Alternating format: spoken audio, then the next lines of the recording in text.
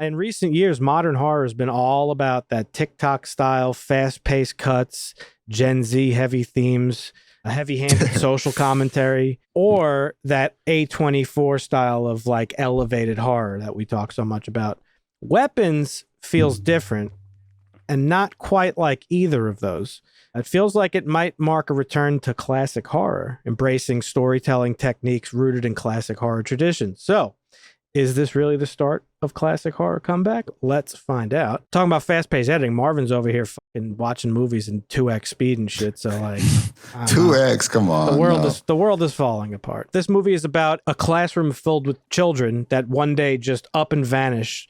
They don't really up and vanish. They're on cameras all over the neighborhood, ring cameras and shit. At 2:17 a.m., getting up out of bed, Naruto running down the street in the dark, except for one kid in this particular class, which is pretty sus. Well, isn't this the one where Peel like fired his entire staff because he didn't win the bid on it? It was part of the buzz leading up to the movie is that apparently the script for this movie, when studios were vying for the rights to the script, it went up to like $80 million or something like that. Jordan Peele's team like lost the bidding to it. He really wanted to do it, but they lost and he like fired his whole team over it. The movie definitely had some notoriety leading up to it. I think it kind of lived up to the hype. This was a refreshing horror movie for me. I like the pacing of the early on story. You really don't know what's going on. It was almost like Life of Chuck, where you're watching in different chapters, except you're watching from different perspectives. It was a little bit jarring when they went to the cop's perspective, I felt like. They jumped around a little too much. And the final act was great. Like the witch, it was amazing. I love this movie. It was good. Yeah, you get this multi-perspective storytelling where it's similar to like movies like Magnolia or Pulp Fiction, where the story's unfolding through 6 character viewpoints, but there's like a singular like layered mystery that is presenting itself. I was pretty satisfied with this movie overall. I do think it was a bit overhyped.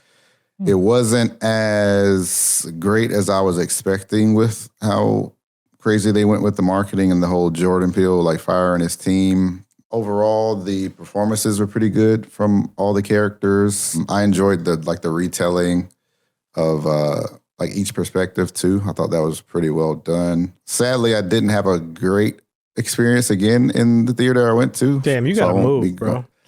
It was just the local theater. It's just not great. What happened? It's just like 5 minutes away. It was really dark, so I couldn't see a lot of the dark scenes. You're not the only person that said that. When that is the case, when a movie looks too dark, it's almost always the theater's fault. Yeah, that's what I was thinking. Like, turn the fucking brightness like up. It is a dark movie. See shit. There are a lot of dark scenes, but in many cases, it was beyond like, it was crazy. It was a great movie overall. Just maybe a tiny bit. I don't think Jordan Peele need to fire his whole team or whatever the fuck he did. A lot of the movies of recent memory, like Smile and Smile 2 and Bring Her Back and that other one we watched, The Fucking Hand, Talk to Me. Like these movies are very like Gen Z focused, and not that there's anything wrong with that. They're obviously the up and coming generation of filmmakers, so they're obviously going to make movies that speak to their own experiences. But a lot of those movies are like very like overtly based on like Gen Z just shit. Like a lot of them are like content creator focused and like I know what you mean. Yeah, they're filmed like social media videos. Like I had that complaint about Talk to Me, how it's like it's very energetic in terms of its like pacing for a horror movie, whereas something like this is a slow burn. It's a very slow suspense. It builds up. It doesn't give a lot away, and then by the time the mystery is actually revealed, the movie is over. Now it was suspense thriller until the final act, really. Yeah, and then but even then it was suspenseful because the movie ends, you don't really get a real explanation. Like, yeah, obviously you get the explanation, spoilers, like, oh yeah, it was a witch and she had a spell and this, that, and the other thing. But beyond that, it's just like, that's it. It's a witch. See ya. Like, there's no, like, a lot of movies nowadays have like very heavy-handed exposition dumps where they explain the evil to you or how the thing works or like what's going on. And this just didn't do that. Yeah, And it didn't have to. I mean, no. And it was very, everybody knows witches and everybody knows It's pretty like self-explanatory. Yeah, it's a hex. yeah. voodoo type hexes and shit. Yeah, like This movie actually triggered me to go back and watch Barbarian, which we watched here on the show 2 years ago, I think. Dusty and I were like, yeah, no, it was a little overhyped, but it was really good because of this, and this. And a lot of what we said was the same principles that went into this movie. And it was structured very much the same way. The movie of Barbarians presented to you in different like perspectives, and then they converge into like the actual singular story, which just like this is some just weird thing that's happening. It's the same structure, and I really like it because it goes back to that classic horror structure of like, here's this thing that's just happening. yep. Enjoy it and go home. Like all old horror movies do that. I do think, to answer your question earlier, is Zach Cregger the new like up and coming master of horror? I think he can be. Yeah. I think He's got it. Yeah. I think he's got a really good eye for horror storytelling. He comes from a sketch comedy background. He had the show The Whitest Kids You Know. C told me about that. Yeah. Because we saw this together and I didn't know. Weapons there's a lot of really funny moments. I don't think they're like overtly played for comedy, but I think they're like, he knows that they're going to get like probably a comedic response. And I think that's smart because comedy has a lot of parallels with horror. They always have. As we've seen. Yeah. I mean, if anything, it leaned more probably towards that A24 style. And I'm talking movies like Hereditary and Midsummer and Saint Maud, where they're more viscerally scary. There's nothing in the movie that's like overtly going to scare you. That's like jump scares or whatever, maybe a little here and there, but like it's mostly just like human nature that's scary, that those movies sort of extract horror from. And this kind of did the same thing. Yeah, this makes you feel for the kid and other people throughout the movie. Yeah. And that's the scary part about it. Like, oh, damn, imagine if you were in this situation or whatever, right? Not like, oh, here's a scary moment to make you jump out of the seat. I saw a lot of people complaining about the movie having a lot of plot holes, which I didn't mind because I kind of felt like those inconsistencies were there on purpose to sort of reflect the sort of subjective experiences of what all these people are going through. And I just before we started recording, I actually read something where he actually confirms that. He's like, some of the plot holes like I did on purpose, some of them I didn't mean to, but when I went back to edit, like I didn't really care because it's told from multiple perspectives, and it's obviously there's gonna be inconsistencies in everybody's that makes sense recounting of the story as it played out. So another trope you see a lot in these modern horror movies in recent years is I mentioned like overt, like really preachy messaging. And I don't, not preachy like, oh, it's fucking woke, but like there's always like a message to be had that's like the movie's like very clear about. I think this movie had a message, or at least my takeaway of it, but it's not like in your face. They don't beat you over the head with it. It's just kind of there. And that's how a lot of old horror movies were. Night of the Living Dead was a commentary on the tumultuous times of like the 50s and 60s.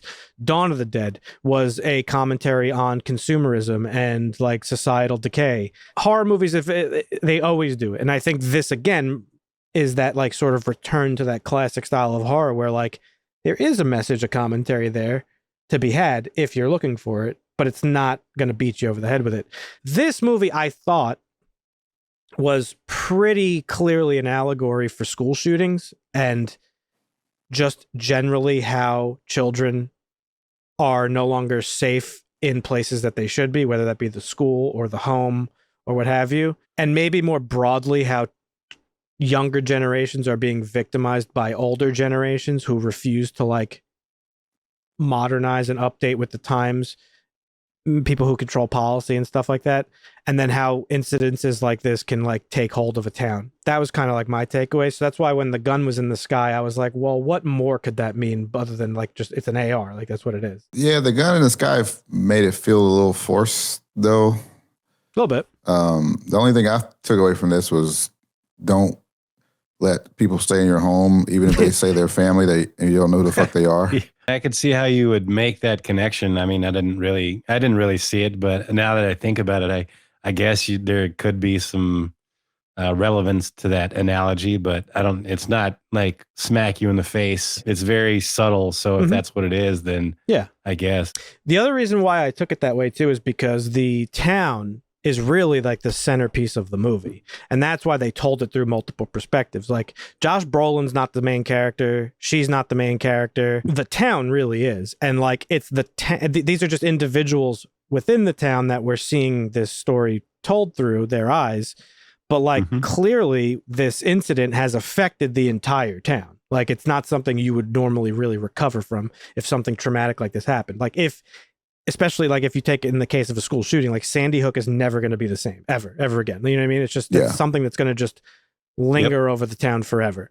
And so that's kind of how this felt to me, which is also, again, why I liked that multiple perspective take. This for sure was not my neighborhood.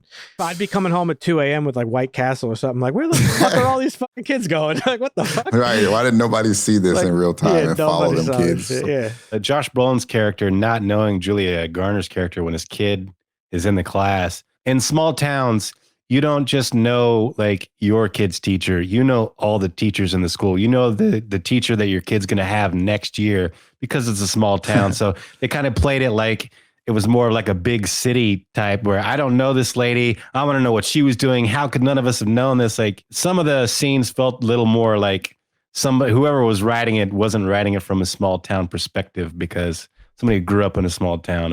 It's a little bit different. It was a cool villain. It was a cool little story. It actually felt like a fairy tale almost, not because it's a witch, just because it's like, again, it's like this isolated little thing that happened, almost like Twilight Zone, where each episode is a different story. This felt like that. It was just like, here's this little one-off story type of thing. Yeah, like you said, it's like a fable or whatever, like Hansel and Gretel, the evil version or whatever, like it's something like that. Like, yeah.